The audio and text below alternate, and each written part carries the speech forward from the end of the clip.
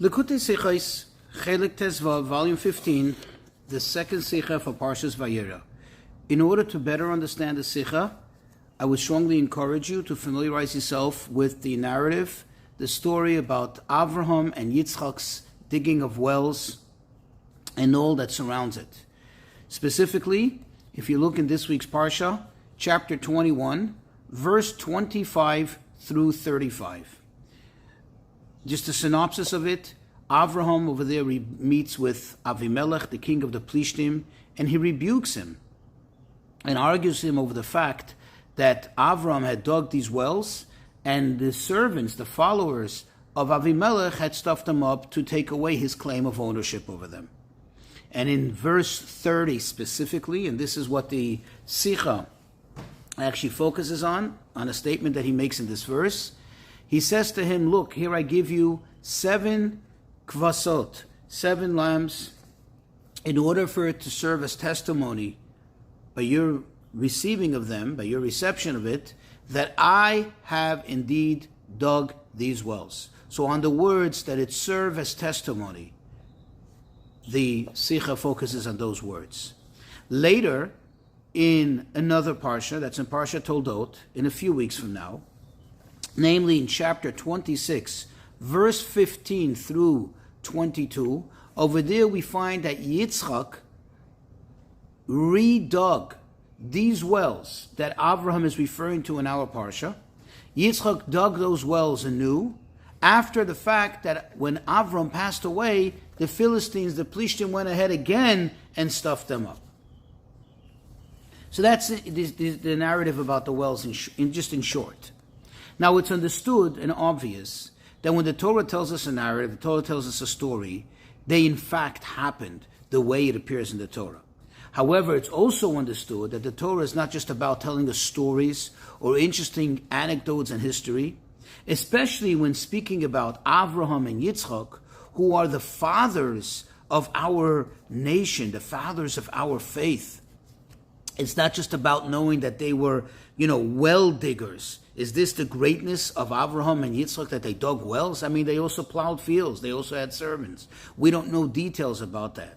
So it's obvious that the Torah shares with us some important, and I underscore important, and crucial anecdotes from their lives. It's not just to tell us, interesting bits of information and historical facts, but rather to teach us and to give us a sense of their mode of service of Hashem.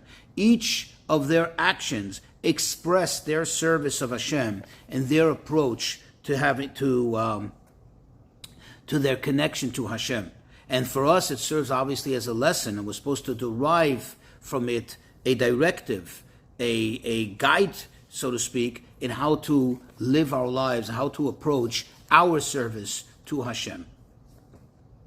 Another thing is important to explain, something that would help us in this course of understanding the sicha, is that in the Kabbalah, and of course in Chassidus, there's a very strong theme based on a verse that says, Ze le'umat ze asa Elokim. This, counter to this, God made, which, quote unquote, which means that whatever there is in the side of Kedusha, the side of holiness, the side of good, Hashem always made a counterpart, a counterbalance in the opposite side, in the forces of Tum'ah, the forces of impurity, the forces of Klipah as we know them, those forces that seem to stand to negate the holy activity of being connected to Hashem. And there's always a counterbalance, there's always a counterpart. Another very important, 2 important points to point out, which will help us better appreciate the sicha, and this is related to the Rebbe's father. The Rebbe's father, Rabbi Levi Yitzchak Schneerson, was one of the last remaining Orthodox and especially Hasidic rabbis in the former Soviet Union. And in 1939, he was arrested by the communists because they had enough with his defiance, quote unquote, against the government for, refusing to buckle down and to wave the white flag in the face of communism that they tried to subdue and absolutely do away with Judaism. And unfortunately, after his arrest, after quite a while of being bounced around from one prison to another, he was exiled for several years, and he was sent deep, deep into Asia, into a very remote place where there was absolutely no Jews, and living conditions were very, very difficult. And sadly, this had a very, very negative effect on his health, and unfortunately, he never made it back home. Even after his, quote, the release, after he had served his term, he served his sentence, unfortunately, he was too weak to come back home, and he passed away out there in Kazakhstan, in Asia. Now, he did not have any, he did not have his library with him. He didn't have all his vast collection of holy books, but he was a tremendous scholar. And when his wife, the Rebbe's mother, Rebbe Tzachana, came to join him to try to assist him, she brought along with her whatever she can take, several books, several holy books, like a Torah, a Tehillim, a book of Psalms, and a book of Zohar. The Zohar, the Holy Zohar. Rabbi Levi Yitzchak, the Rebbe's father, was a great, great Kabbalist. And in absence of any paper and notebooks, and in absence of anywhere else to write, he wrote his thoughts and his comments, his remarks, on the margins of the pages. Years later, she managed to smuggle it out from Russia, and that was printed in the form of a book, of a five-set book, which is called Likutei Levi Yitzchak, and it has also the Rebbe's commentaries on it, where the Rebbe took and decoded, so to speak, the shorthand comments of his father, which he wrote in the lack of space, he wrote on the small, tiny margins on the side of the page of the Zohar. And this sicha will be an explanation, is something that he writes on the Zohar. Another very important thing to know is that there is a very, one of the most fundamental, so to speak, Hasidic philosophy textbook is called the Torah or Likutei Torah. And this is a compilation of fundamental and critical Hasidic discourses from the Alter Rebbe, Rabbi Shneur Zalman, the founder of the Chabad movement, and they actually follow the order of the parshiot of the week that we read. And they bring out the most important concepts on which all the later Hasidic discourses from all the other Rebbes are really built on and expound upon, the teachings in the Torah or. Let's go for it. So it says in the Zohar, like I said, on chapter 21, verse 30, it says, 3 are those that are there always to serve as testimony. And these are they. I'm just quoting literally from the Zohar. The well of Yitzchak, and the Goral. Goral means the lottery. And the stones of Yehoshua, of Joshua. If you all know the story, before they entered Israel, they erected the stones. And then the Zohar explains, where do we know, where do we find that the, quote, the well of Yitzchak serves as a testimony? So it quotes the words of this verse that says, quote, Ba'avur tihiya li leida, that Avraham said, in order for this to be for me as a testimony. So of course the question is, who said these words and on what? It's Avraham that said these words on the be'er, on the well that he dug, that Avraham dug. And yet, how does the Zohar refer to it? As the well of Yitzchak. In other words, why is it titled the well of Yitzchak when in fact it's the well of Avraham? And Avraham is the one who said these words. So there is a commentary on the Zohar, very important Kabbalist, the Ramaz, that's an acronym for Rabbi Moshe Zakuta, who says that the explanation of it is as follows, that indeed this is the well of Yitzchak, it's just that Avraham dug it. In other words, it goes by Yitzchak's namesake. It kind of, quote, belongs to Yitzchak, but it's Avraham who dug it. But the question is, this itself doesn't really answer anything. Because really the question still remains, is it Avraham's well or is it Yitzchak's well? In other words, it's being attributed in the Zohar to Yitzchak and it's called the well of Yitzchak, but indeed it's the well of Avraham. So why is it being called the well of Yitzchak? He doesn't really explain that. It says the Rebbe, my father, that's Rabbi Levi Yitzchak Schneerson, on the margins of his Zohar, he explains this as follows. He says, quote, the Zohar attributes this well to Yitzchak, although these words, quote, that this should be serve as a testimony, were indeed said by Abraham.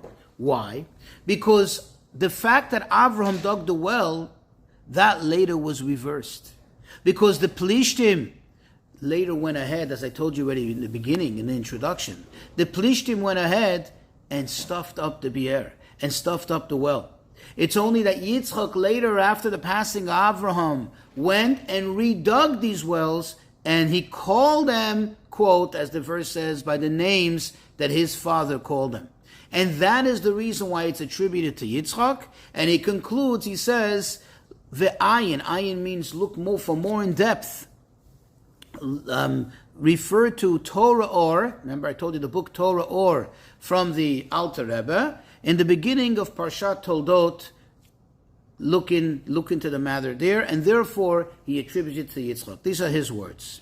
So the Rebbe says that it's obvious that his father's explanation, Rabbi Levi Yitzchak's explanation, differs and is the exact opposite from the approach of the Ramaz. Because according to Ramaz, really this is the well of Yitzchak. It's just that Avraham dug the well. Whereas, according to his father's approach, according to Rabbi Levi Yitzchak's approach, it comes out that really this is the well of Avraham. It's just that the verse attributes it, for whatever reason, as we'll find out, to Yitzchak. Because the Rebbe, it's understood and it's obvious that according to the inner, deeper meaning of the, like I explained in the beginning of the digging of the wells, it's obviously not just about the physical wells that they dug, but it represents something deeper. It represents a very spiritual endeavor. It's understood that both of these explanations have place, meaning both of them are true, both of them bring out a certain mode of service of Hashem. It's just that we need to understand a little deeper, a little clearer, the difference between the two and what they bring out. And says the Rebbe, perhaps to really understand my father's explanation, my father's approach, that indeed this is the well of Avraham, it's just that it's also attributed to Yitzchak in the Zohar for whatever reason. The key to understanding it is where he concludes and he says, look in more depth in Torah Or on the beginning of Parshas Toldot. So let's take a look there, says the Rebbe, and just get an idea, get a glimpse as to what it says over there. So over there he explains the two different modes of service of Hashem, the approach of Avraham and the approach of Yitzchak. Avraham was more in what we call the Kav HaChesed, more in the approach of chesed, of kindness. We know that Avraham represents the attribute of kindness, whereas Yitzchak represents the attribute of gvura. In general, kindness is the mode of service, milmailo lemata, comes from above and goes down, right? Chesed is giving, you give. It's usually, let's say, for example, the rich man gives to the poor man. Water pouring down is also, or rain coming down, is an expression of chesed. So it's typically drawing down from above to down below. Whereas gevura is to bring out. Gevura is typically translated severity or strength or power. And that is typically represents the mode of avoda, the mode of service of Hashem, which is milmata lamayla, elevating from down below and bringing it up, pushing it up. Almost think about it as something that in order to push something up, you need to push it with force. And this is the reason why we typically find that in reference to Avraham, it says, Avraham ohavi. Hashem refers to him as Avraham, the one who loved me. In other words, we see that the expression of love of Hashem is typically more associated with Avraham, whereas in reference to Yitzchak, it says in Parshas Vayetze, upachad Yitzchak, and the fear represents, yira, which is the mode of Hashem, of fear, of awe, of respect. That is attributed more to Yitzchak, because these are expressions of chesed and gevura, of kindness and severity. And according to this, we can understand why when it came to the wells that Avraham dug, the Plishtim, they stuffed them up. The Plishtim, they actually destroyed those wells. Whereas later, when Yitzchak came and redug the wells, and of course the wells where Yitzchak himself dug, that the Plishtim had no access to, that they did not counter. What is the explanation? If we look into the name of this nation, what are the Plishtim? Who are the Plishtim? What does the name represent? What's in a name? So the word Plishtim comes from the word mifulash. We find this term in reference to halachot in the Mishnah, halachot Shabbat, and halachot Tuma and Tahara. Over there is a concept of mavoy hamifulash, an alleyway, mavoy hamifulash, mifulash that's open from all sides. That means it's open from both sides. It's an open alley. So the idea of openness, Plishtim is the idea of openness, of broadness. And as the Talmud actually says, that the Plishtim, they were litzanim, they were scorners, that they were always involved in jest and buffoonery and things like that. That's really the character. That was really the mode of character of the Plishtim. And now we can better understand why they had some kind of power, or they had some kind of power of countering the wells of Avraham, but not so the wells of Yitzchak. You see, Avraham represents chesed, as we said, and it represents the mode of service of Hashem that expresses itself in love, in joy, in happiness, in the type of behavior that characteristically broadens a person, makes a person feel good. It's like something that just like it is like a wideness of one's character. That, although it is in the side of kedusha, although it is in the process of service of Hashem, it's being used in the process of service of Hashem, but because Hashem made it so that there's always a counterpart, and the Plishtim, what is their attribute? Which attribute did they counter? They counter the attribute of chesed, of kindness, of this love, of this happiness, but of course from the opposite side, from a negative side. And therefore they had the power. They were able to, what we call yinikah. They were able to draw. They were able to, so to speak, suck some life, some of the droppings, if I may, of the holiness from Avram, and use it against him. I want you to think of this concept as when somebody waters their grass. Think about it. You're watering your grass. You want to have a nice lawn. But if there are some weeds there, you're also watering the weeds. By virtue of the fact that you're watering the grass, you're also watering the weeds. Sometimes because we're doing something positive, but because it's so wide and it's so broad and it's so great, there's so much, then the negative forces can also come, like the weeds can also come and draw enough for what they need for their existence, for their nourishment, so to speak, and then they use it against the Kedusha. And that's why they were able to challenge.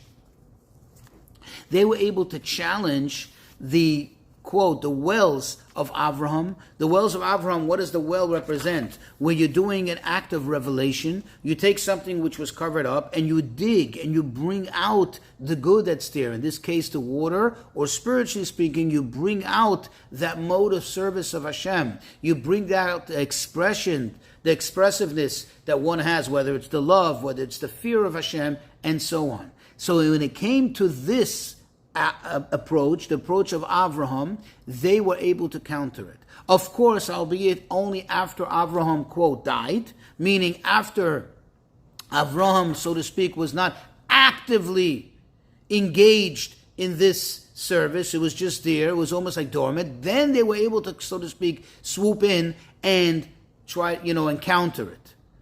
But not so with Yitzchak, because they're not even in that attribute. They're not even in that mode of attribute. They have no connection to it. They're not even a counterpart to him, and therefore they were never able to stuff his wells. Moreover, says the Rebbe, even the wells of Avraham, which initially the Plishtim succeeded in stuffing up, meaning they succeeded in countering, they succeeded in undermining, But when Yitzchak came along later and redug those wells, and like we said before, he redug those wells, he uncovered them again, and he called them by the names that his father called them, meaning he gave him the same essence, he gave him the same attributes. What happened? Then they were no longer able to stuff them up. We don't find that the Plishtim were able to counter it afterwards. Why? Because now it was not only in the mode of chesed, in the mode of service of Avraham, but it was also coupled with the approach of Yitzchak Gvura, to which, like we said, the Plishtim have no access to because they cannot counter it in any way. Example for this is in a person's day-to-day service of Hashem. You see, when we serve Hashem, let's say, for example, in our prayer, really, in general, tefillah, prayer, is an act, is an expression of love to Hashem. We connect to Hashem. We speak about the praise of Hashem. We become in awe and mesmerized by the greatness of Hashem's creation and Hashem's care for us, and so on and so forth, and holiness, and so on and so forth. But there's a problem with it. If somebody gets caught up just in the love, in the joy of the connection to Hashem, a person can sometimes get so carried away with it that when they're done their prayers in the morning, when they're done their tefillah, later, unfortunately, it could actually somehow end up in a not such a good place. In other words, even though during their tefillah, during their actual prayer service, they were in a very, very good place, but because if their only mode of service was that ahava, that love, that joy, and the excitement of it, then unfortunately, if it later can actually spiral down into a not such a good place. Why is that? You see, because inherently, the difference between the approach of love of Hashem and the approach of fear is the following. You see, even though love of Hashem is a tremendous thing, but to love, you need to feel yourself. In other words, there's somewhat of a yeshus. A yeshus means of a self-worth. You are the one who loves. In order to love something else, there has to be a you. You know, like the expression they say, you have to first love yourself before you can love anything else, someone else. You need to be you. So if you're only focused on love, if it's only about love, then it's a little bit about you too. There is the you, there is the yeshus, there is the quality which is the seminal seed, so to speak, that later can grow and manifest itself into absolute arrogance, which later takes you away from the whole thing. Whereas if it's coupled with fear, what is the inherent quality of fear? What is the characteristic of fear? That you feel less of yourself. You feel so small. You feel so tiny. You feel so nothing in comparison to the thing that you fear. And we speak of fear, we're speaking about true fear, which is really awe and honor. You feel the greatness. You're in the presence of a king. You feel like, who am I? I am nothing. I am nothing.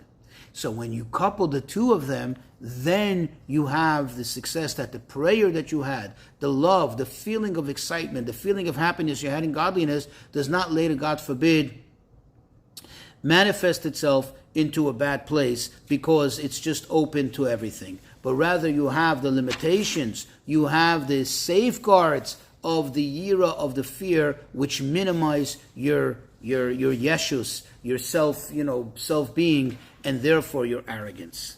And now we can understand why the Rebbe's father, based on this explanation, and he referred us to this Torah, why he chose to explain not like the Ramaz, and he says these are the wells of Avraham, because in essence this is the wells of Avraham. Why are they attributed to Yitzchak? Because it's only because of the complement of the addition or the partnership of the mode of service of Yitzchak, like we just explained an example of a person's day-to-day life, and as they experience in their davening in the morning, only through that is it now something that cannot be challenged, that's something that has a everlasting testimonial. What is the idea of a testimonial? The idea is that it remains forever, and it serves as a testimonial. If it's just from the standpoint of Avraham's service, of Avraham's effect, it wouldn't have had that everlasting effect of being a testimonial. And that's why when it comes to, quote, the testimonial quality of it, that's where the Zohar attributes it to Yitzchak, not to Avraham. Although it's, in essence, it's Avraham's thing. The whole idea of it, the whole basis of it is the idea of Ava, of love of Hashem. It's just that it has to be coupled with, it has to be protected with, if I may, with the quality, the attributes of Yitzchak.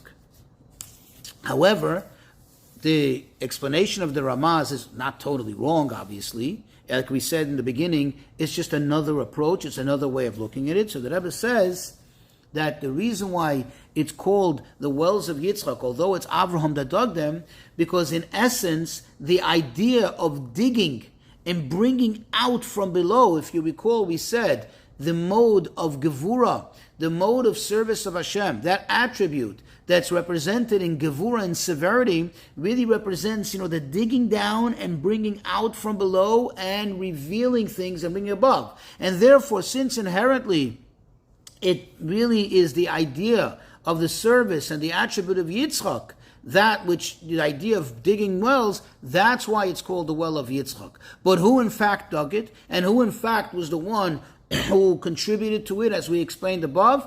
The idea of Avraham Avinu. And the Rebbe concludes that the lesson for us is that a Jew has to know, a Jew's avoda to Hashem has to always be with yira and bitul, with fear of Hashem and absolute bitul, not to have that self-worth and self-arrogance. On the contrary, to feel like we're totally subservient and totally naught when it comes to Hashem. However, at the same time, that is the idea of Yitzchak, but at the same time, we have to have a tremendous joy and happiness because